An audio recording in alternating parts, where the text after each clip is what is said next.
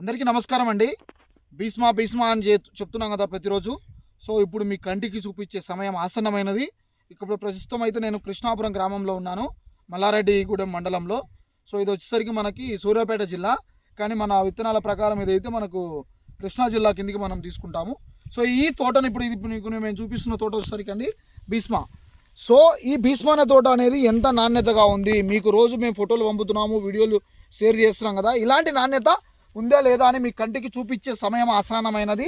రాబోయే డిసెంబర్ 4వ తారీఖున ఈ తోటను రైతు ప్రదక్షిణ క్షేత్రం ఏర్పాటు చేస్తున్నాము.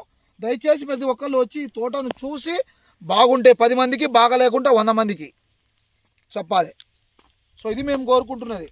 చూడండి పక్కన చాలా మంచి విత్తనము, పోయిన సంవత్సరం అందరూ మంచి విత్తనం అని నమ్మిన విత్తనంతో పాటు ఈ భీష్మా అయిపోయడం జరిగింది. నాకు కుడి చేతి పక్కన ఉంది, దాన్ని కూడా మీరు చూడవచ్చు, వచ్చి చూడవలసిందిగా కోరుచున్నాం.